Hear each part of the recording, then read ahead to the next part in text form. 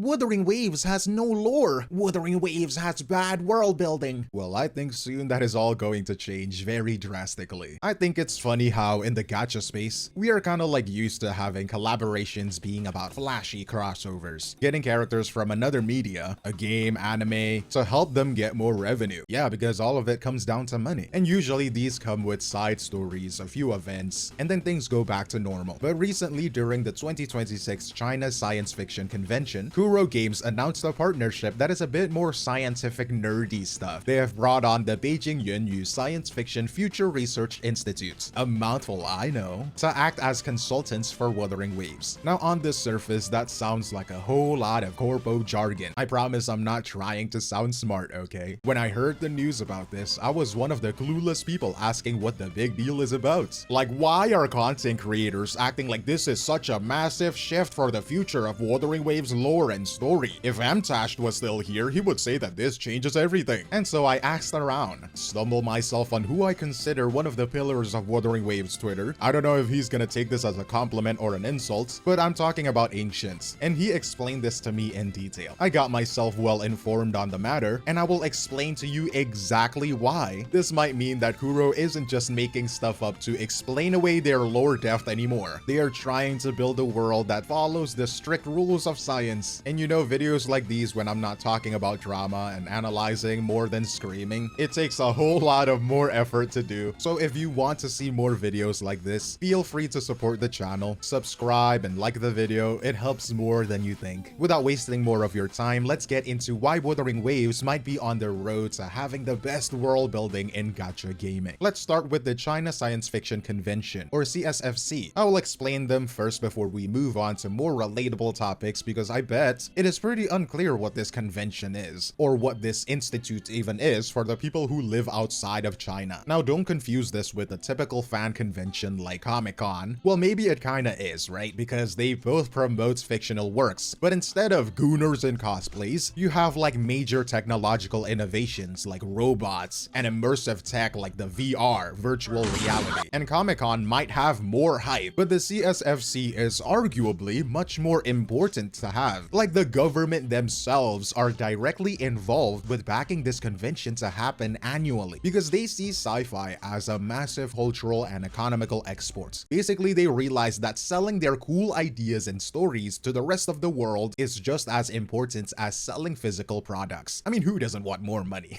you know? But the whole reason, the core of why this event even exists in the first place, is because of the influence created by the person called 𝗖ție𝗽𝘆𝗿𝗵𝗁, best known for his work, The Tree-Body Problem, an incredible sci-fi masterpiece that explores the dark forest theory, which we will talk about later. Back in 2015, when 𝗖ცი𝗽𝗽𝗍𝗻's novel started winning major international awards, the people in power realized that sci-fi was a bridge to the future. It was a way to inspire the next generation to get into tech and robotics. Something that was once just ideas on a vision board could be turned into a reality. And so the first CSFC happened in 2016, where it had remained an annual event to today. That brings us to the group Kuro is actually working with, the Beijing Yuanyu Science Fiction Future Research Institute. Intimidating name for an org with a very simple concept. Think of them as a non-profit bridge between reality and imagination, an organization that exists to fulfill a specific mission. In their collaboration with Wuthering Waves, their mission is to make sure sci-fi stories actually make sense. The institute is split into 4 main parts. They have a team of researchers who make sure these big ideas are grounded and actually reach the public. Then there is the film and the TV team to help adapt stories into filmmaking. And they have a team for future technology where they look at real-life science and then explore the ideas of where it might be going. And finally, an education center to find and train young, talented writers. When you look at all 4 together, you realize they aren't just some consultants, they are architects. They are literally stacked to help writers design a solid and believable world building. I should probably clear the air on one thing though, since there has been some minor misinformation spreading around. 𝗖ცი𝗽𝗍𝗍𝗻, the man who basically put Chinese sci-fi on the map, the multiple award-winning guy, is the dean of this institute. He is the boss. However, he isn't personally sitting down at a desk at Kuro Games HQ to write the lore for your favorite characters. 𝗖ცი𝗽𝗍𝗍𝗻 politician himself is not collaborating with Kuro Games, but as the dean, you're safe to assume that his philosophy will be passed down to everyone working in this organization, where the science in the story is based on real logic and big terrifying cosmic ideas. So while he might not be personally writing the script, his fingerprints are going to be all over the logic of the world. And for a game like Wuthering Waves, which already plays with some pretty heavy concepts, that is a massive upgrade. Now obviously this is something rather new to the ears, right? Like a gaming company working with a government-backed research group. Sounds like an odd pairing to say the least, right? It's like Kendrick Lamar taking psychology class, like what is he cooking? But look closer and the collaboration is actually very necessary. You need to realize that even the most talented development teams eventually hits a wall. No matter how much coffee your writers drink, they're going to run out of ideas, or worse, start making mistakes in their world building, and it goes from sci-fi to nonsense. Two heads are better than one, right? We can all agree on that. And having this resource available to them is a great help if Kuro wants to ensure that the world of Solaris 3 remains consistent, meaning the rules of the world don't change or break as the story gets bigger over the next few years. The institutes can also help push new ideas to make the world feel more exciting. But you also might be thinking right now, what does the institute get out of this though? Because of course deals like these aren't made to benefit only one side. The institute has their own agenda, and it's a smart one. Remember that one of the missions of the institutes is to cultivate talent. They want to find and inspire the next generation of scientists and writers. They are realistic people. They know that most teenagers right now aren't going to spend their weekends reading a 600-page textbook on quantum physics, but they will play a video game. Not just any random video game either, because whether you like it or not, Wuthering Waves is a seriously well-established science fiction work and has won multiple awards for its integration of sci-fi elements into their world building. They even took home the Player's Voice Award for the year 2025 as well. When you have that kind of massive player base and respect, it is definitely a no-brainer for the Institute. They see Wuthering Waves as the best platform in the genre right now to reach the youth and fulfill their mission, taking a game that people already love and using it as a vessel to deliver high-level scientific ideas to a global audience. You know, that sounds easy on paper, but you gotta know what we're working with here, because apparently some people out there said that Wuthering Waves has no story, it doesn't have good world building, it serves no purpose, the game should EOS now.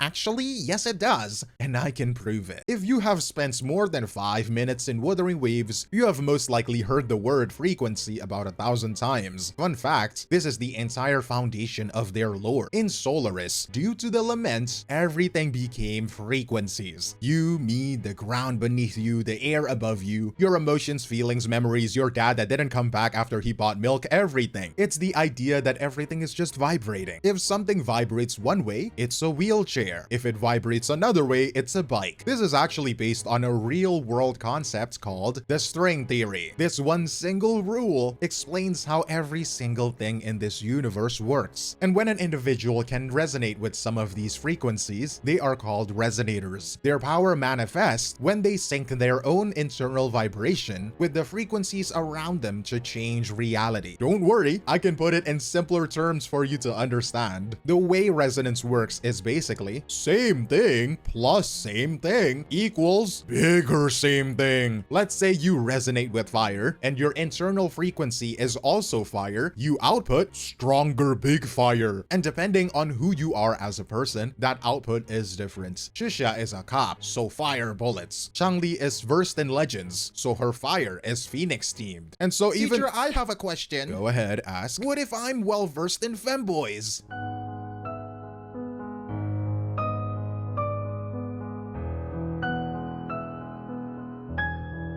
As I was saying, even the monsters, the tacit discords, aren't just evil creatures coming out of nowhere. They're essentially frequencies that have been corrupted until they took a physical violent form. The reason why they are violent is because they need to continue eating frequencies to sustain their being. It's an instinctual thing. The world itself that we are playing in Solaris 3 has massive lore and references too. It's a massive clear nod to one of the most famous sci-fi novels ever written, Solaris by Stanislaw Lem. In In that book, the characters find a planet covered in a living ocean that can literally manifest people's repressed memories. Wuthering Waves does something very similar with the etheric sea and the remnant energy it is holding. Beyond science, there is also philosophical elements in the writing of the story that makes the world feel a lot more colder than your average fantasy setting. It starts to ask questions about what it actually means to be you. Yeah, it kind of sounds like the questions you ask yourself at 2 a.m., but hear me out. Take the Swamp Man paradox that got directly referenced in the Dreaming Deep. It's a thought experiment, a what-if scenario used to test the concept. Imagine your favorite character, minus Lene. Let's say she got super unlucky and suddenly got zapped by lightning and she completely vanishes. However, immediately after, she is replaced by a perfect copy of her, a thing that looks just like Lene, acts like Lene, and recalls Lene's memories. Is that still her in your opinion, or is it just a fake that thinks it is her? Are you the strongest because you are Gojo Satoru, or are you Gojo Satoru because you're the strongest? In a world where frequencies can be recorded and reconstructed, manipulated, the game is suggesting that the people we interact with might just be high-quality echoes. But hey, that's just a theory. A game theory.